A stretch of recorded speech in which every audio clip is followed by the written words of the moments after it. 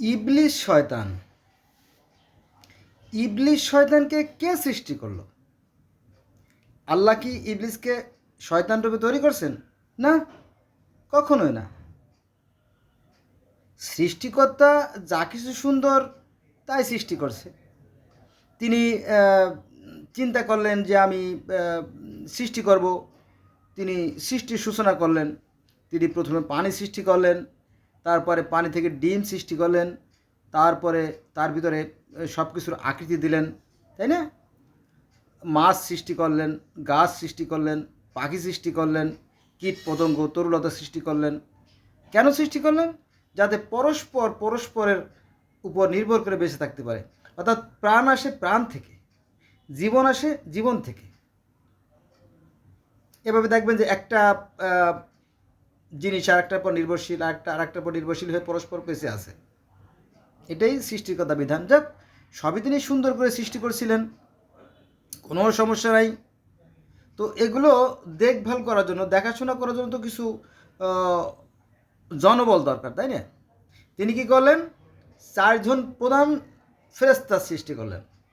আজরাইল, জিব্রাইল, ইসরাফিল, মিকাইল, 4 জনকে। এবং 4 জনকে 4টে গুরুত্বপূর্ণ দায়িত্ব দিলেন। জানেন তো, তাই না? সবাই জানেন যে আজরাইল হচ্ছে কি? মানুষের জীবন নেয়। সনাতন ধর্মে এই আজরাইলকে বলা হয় যম। সনাতন বা হিন্দু ধর্মে এই আজরাইল যিনি প্রাণ হরণ করেন তিনি হচ্ছে যম। আর এই ইসলাম ধর্মে সেই যমকে বলা হয় আজরাইল। আচ্ছা, জিব্রাইল। জিব্রাইলের কাজ কি? জিব্রাইলের কাজ হচ্ছে মেসেজ আদান প্রদান করা, মেসেজ, তথ্য। জানেন তো, তাই না? জিব্রাইল কি করতো? আল্লাহর কাছ থেকে এই সমস্ত বার্তা নবীদের কাছে পাঠাতো। নবীরা আবার সেই বার্তা আবার উম্মতের কাছে, মানুষের কাছে পাঠাতো, তাই না? এরকম একটা সিস্টেম, একটা মাধ্যম। তো সনাতন ধর্মে এরকমটি মেসেঞ্জার আছে। স্বয়ং সৃষ্টিকর্তা যিনি যিনি যিনি ভগবান, যিনি ঈশ্বর, তিনি কি করেন? যখন পৃথিবীতে যখন কোনো অশান্তি, অরাজকতা, বিশৃঙ্খলা দেখা দেয়, তখন যুগে যুগে তিনি মহামানবদের পাঠান। তারা হচ্ছে দেবতা বা অবতার। ভালো করে খেয়াল করবেন, ঈশ্বর বা ভগবান এক জিনিস, আর দেবতা আর অবতার কিন্তু আরেক জিনিস। অর্থাৎ মর্তে যখনই কোনো অশান্তি, বিশৃঙ্খলা দেখা দেয়, তখন তিনি কি করেন? তার জায়গা সমাসীন আছেন তিনি। তার মানে যেহেতু তিনি পরমাত্মা, তার তো জন্মও নাই, মৃত্যুও নাই, ক্ষয় নাই, লয় নাই, বিলীন নাই, কিছুই নাই। তিনি কি করলেন? তিনি ওই অবতারদের, দেবতাদেরকে তৈরি করে পৃথিবীতে পাঠান, অথবা পৃথিবীতে মানুষের ঘরেই এই দেবতাদের জন্ম হয়। ঠিক আছে? গেল। তাহলে জিব্রাইল স্বয়ং আল্লাহ পাকি এই কাজটা করতেছেন মেসেঞ্জার রূপে। অর্থাৎ দেবতা বা অবতার হচ্ছে মেসেঞ্জার। তারা পৃথিবীতে আসার পরে মানুষের দল, কি ব্যাপার, তোমরা বিশৃঙ্খলা সৃষ্টি করছো, তাই না?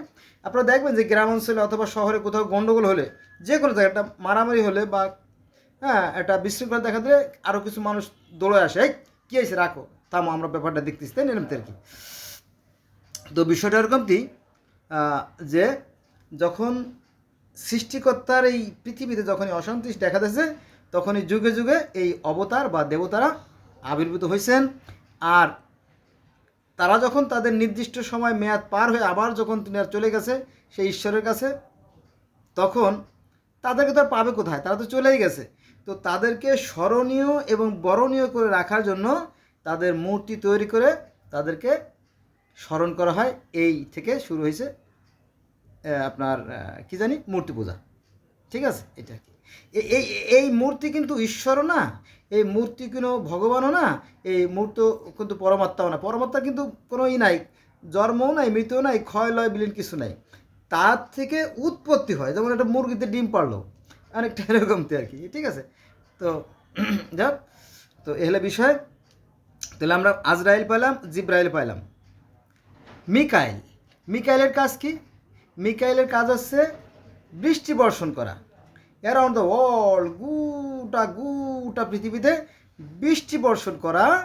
আর বৃষ্টি বর্ষণ করার ফলে পৃথিবীতে যত গাছপালা আছে, প্রথম কিন্তু গাছের ভূমিকা, গাছগুলো আস্তে আস্তে বেড়ে ওঠে, ওই গাছের উপর ভর করে ছোটো ছোটো পোকাগুলো বড় হয়, ওই পোকাগুলো খায় আবার পাখিরা, পাখিরে খায় আরেকটা সাপে, হ্যাঁ, এইভাবে ধাপে ধাপে ধাপে ধাপে কি একটা প্রাণী আরেকটা প্রাণীর উপর নির্ভর করে বেঁচে থাকে, তাই না? জানেন তো, তাই না? যেমন বোয়াল মাছে খায় শৈল মাছ টাকি মাছ, আবার শৈল মাছে খায় টাকি মাছ পুঁটি মাছ, আবার পুঁটি মাছে খায় ছোটো মাছ, তাই না? শিং মাছে খায় চিংড়ি মাছ, এরকম আছে না? ধাপে ধাপে ধাপে ধাপে বেড়ে থাকে, তবে যেগুলো ক্ষুদ্র সেগুলোর সংখ্যা বেশি থাকে, আর বৃহৎ যেগুলো সেগুলোর পরিমাণ থাকে কম। এটাই সৃষ্টির বিধান। তো যাই হোক, তাহলে মিকাইল কি করে? মিকাইল গোটা পৃথিবীতে বৃষ্টি বর্ষণ করে, বৃষ্টি বর্ষণ করার ফলে গাছে গাছে বিভিন্ন ধরনের পাতা গজায়, ফুল হয়, ফল হয়, আর সেগুলোর উপর নির্ভর করে পৃথিবীতে যত প্রাণী আছে, 4/3 মাছ, পৃথিবীতে যত প্রাণী আছে তার প্রায় 85 প্রাণী কিন্তু পানিতে, হ্যাঁ, সবচেয়ে বেশি প্রাণী পানিতে। যাক, তো আমি আবার 4/3 ধরছি, 75% ধরছি, একটু কমায় ধরছি। তো সেগুলো সেই পানিতে, তারপরে পাখি বলেন, অন্যান্য কীট পতঙ্গ বলেন, তাই না, পশু বলেন, মানুষ বলেন, সবাই আমরা সেই গাছের উপর প্রত্যক্ষ পরোক্ষভাবে নির্ভরশীল। মাছও গাছের উপর নির্ভরশীল।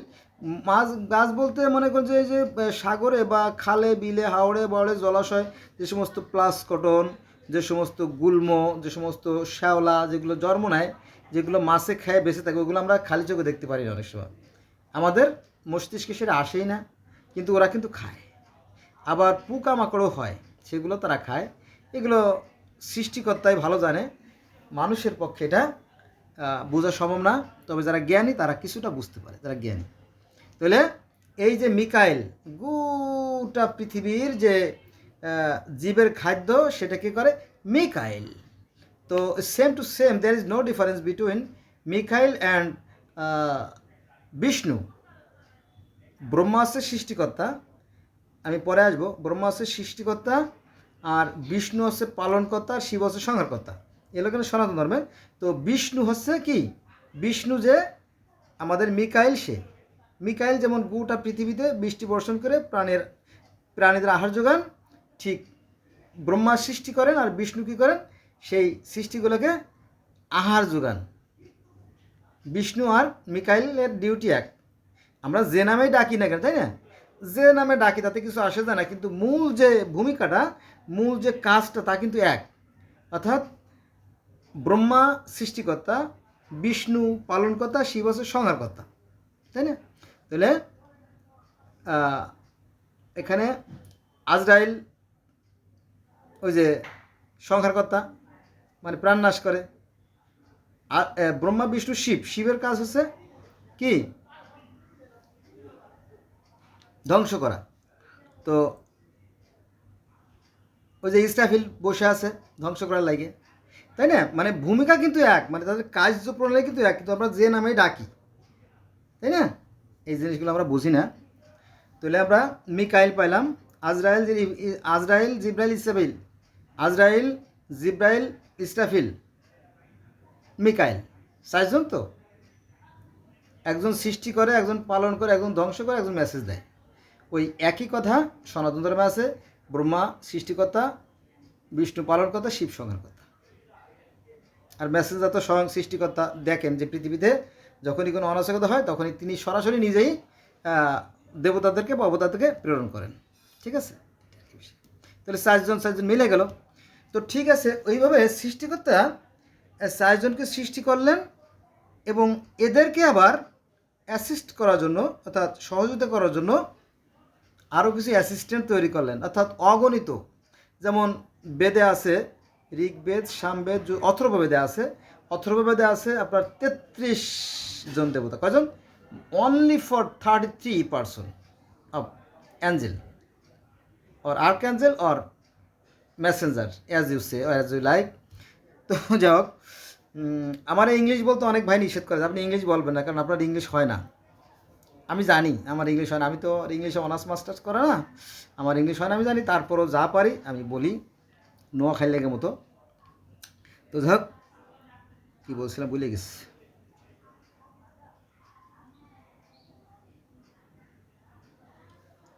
বলে গেলাম। তাহলে ওই যে আপনার এই যে চারজন প্রধান দেবতা অর্থাৎ চারজন প্রধান ফেরেশতা, এদেরকে সহযোগিতা করার জন্য আরও কি বেদে আছে 33 জন, তারপরে আছে অগণিত দেবতা, 33 কোটি বানাইছে। ঠিক আমাদেরও প্রধান প্রধান কয়েকজন ফেরেশতা আছে, তারপরে আবার অগণিত ফেরেশতা আছে। প্রধান কিন্তু 4 জন, ভালো করে খেয়াল রাখবেন, প্রধান 4 জন, আজরাইল, জিবরাইল, ইসলামিকের প্রধান 4 জন। তারপরে আছে আরও আরও অনেক প্রধান, যেমন স্বর্গের যে ফেরেশতা, আমাদের ইসলাম ধর্মে স্বর্গের ফেরেশতা আছে রেদওয়ান, আর হিন্দু ধর্মে স্বর্গের ফেরেশতা আছে ইন্দ্র। ইসলাম ধর্মে যে স্বর্গের ফেরেশতা, স্বর্গ তো না, জান্নাত, ইসলাম ধর্মে জান্নাত, জান্নাতের যে ফেরেশতা সেটা আছে রেদওয়ান, আর হিন্দুদের হলো স্বর্গের ফেরেশতা আছে ইন্দ্র। আচ্ছা, তাহলে ইসলাম ধর্মে জাহান্নামের ফেরেশতা আছে মালেক, আর সনাতন বা হিন্দু ধর্মে জাহান্নাম বা নরকের ফেরেশতা আছে যম। ইন্দ্র হচ্ছে স্বর্গের, আর যম হচ্ছে নরকের ফেরেশতা, বা মৃত্যুর পরের যে জেন্দেগি সেখানকার যে নেতা তিনি হচ্ছেন যম। ঠিক আছে। আচ্ছা, এবার আসেন, দুজন গেল তাই না? আচ্ছা, আমাদের এই যে কাঁধে, মানুষের কাঁধে দুজন ফেরেশতা থাকে যারা লিপিবদ্ধ করে কর্মতালিকা, তারা হচ্ছে কেরামিন অ্যান্ড কাতেবিন। কেরামিন আর কাতেবিন দুইজন ফেরেশতা আছে, তারা লিপিবদ্ধ করে। এবং এই দুইজন ফেরেশতা আবার ডিউটি আছে, একজন সকালে আসে ডিউটি করতে, আসরে চলে যায়, আরেকজন আসরে আসে, সকালে চলে যায়। দুইজন ডিউটি করে, কিন্তু দুইজন 12 ঘন্টা করে ডিউটি করে ফেরেশতারা। তাদের একটু বিশ্রামের দরকার আছে মনে হয় নাকি? তো যাই হোক, তো এই 12 ঘন্টা পরে তারা কি করে, এই কর্মতালিকা ভালো কর্ম হলে ইল্লিনে আর মন্দ কর্ম হলে সিজিনে জমা রাখে। ব্যাংকের টাকাগুলো দেখবেন যে লকারে বা ট্রেজারিতে তালা মারে সবাই একসাথে বেরোয় যায়, তাই না? ওরম তরিকাই। তো ওই কর্মতালিকা প্রতিদিন 2 বার করে ভালো কর্ম ইল্লিনে আর মন্দ কর্ম সিজনে জমা দিয়ে দেওয়া হয়। ক্লিয়ার? তো সনাতন ধর্মের এই কর্মগুলো কে লেখে আমি জানি না, আমার এখনও জানা হয় নাই, জানলে আপনি জানাবো। আচ্ছা, এবার আসেন কবরে।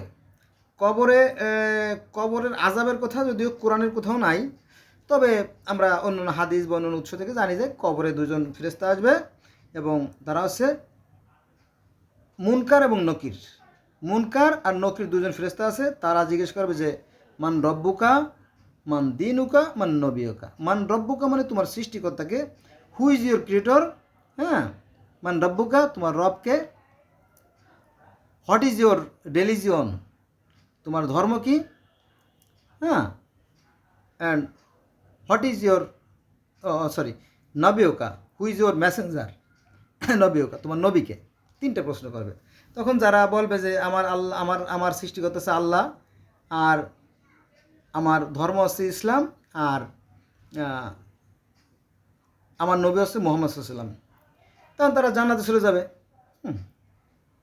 চিন্তা করেন, মানে যখন বলবে যে আমার সৃষ্টিকর্তা হচ্ছে আল্লাহ, আর আমার ধর্ম হচ্ছে ইসলাম, আর আমার নবী হচ্ছে মুহাম্মদ সাল্লাল্লাহু আলাইহি ওয়াসাল্লাম, তাহলে পাশ করে গেল। সেখান থেকে আপনার জান্নাত থেকে একটা সুড়ঙ্গ থাকবে, সেখান থেকে আলো, মানে আনন্দ ফুর্তির যে উল্লাসের যে সমস্ত শব্দ, খাওয়ার সবই চলে আসবে সেখানে, আরামসে সেখানে থাকবে কিয়ামতের আগ পর্যন্ত আর কি। ঠিক আছে। আর এদিকে ঘটনা ঘটছে কি জানেন, সনাতন বা হিন্দু ধর্মের যারা আছে, তারা কিন্তু মরার সাথে সাথে স্বর্গে চলে যায়। এখানে একটা ঝামেলা, আমার মনে হচ্ছে স্বর্গে একটা যুদ্ধ লাগতে পারে, এরপরে বড় ধরনের একটা মারামারি শুরু হয়ে যাবে। কারণ কি, প্রত্যেকটা সনাতন ধর্মের ভাইরা বা প্রত্যেকটা হিন্দুরা মরার পরেই স্বর্গে চলে যায়।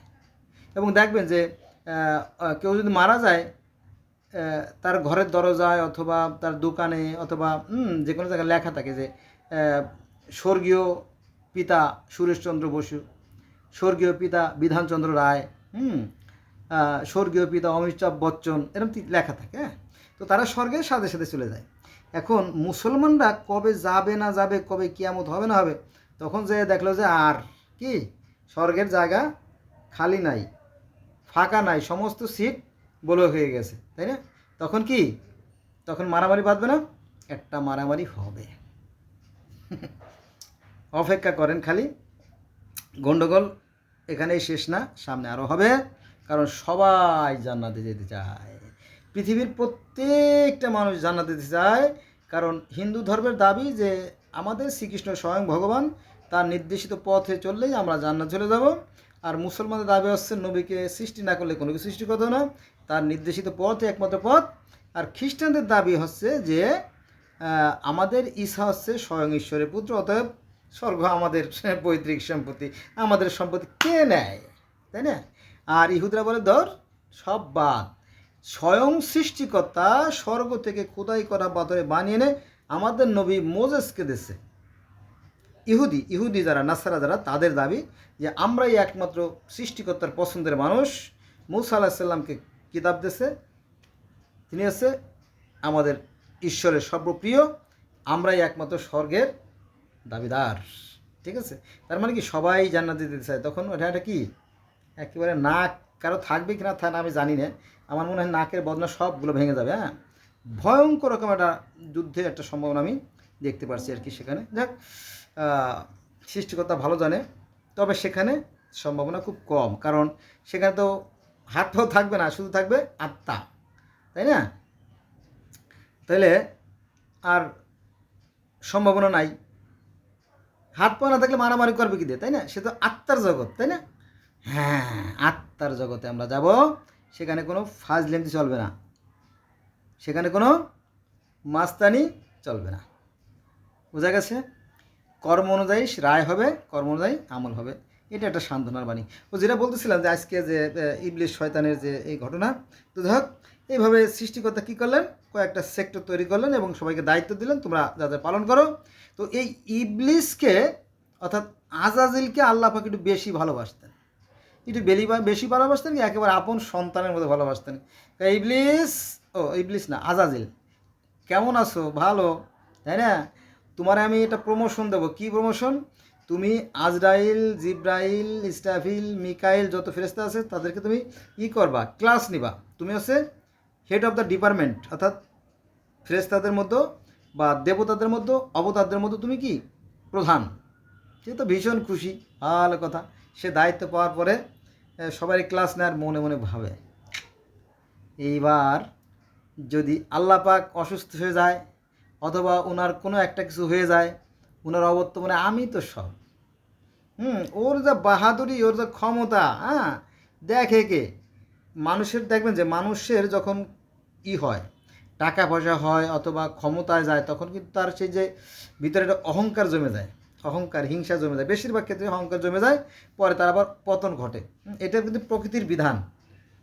ওই একই নিয়ম কিন্তু প্রযোজ্য আছে। ইবলিসের বেলা যা ঘটছিল বর্তমানেও কিন্তু তাই ঘটতেছে, কিন্তু যারা নির্বোধ, যারা বোকা, তারা বুঝতে পারে না, জ্ঞানীরা বুঝতে পারে, ঠিক আছে? তো জ্ঞানীরা আগে থেকে সাবধান হয়ে যায়, তাদের ধ্বংস কম হয়, এটা আর কি।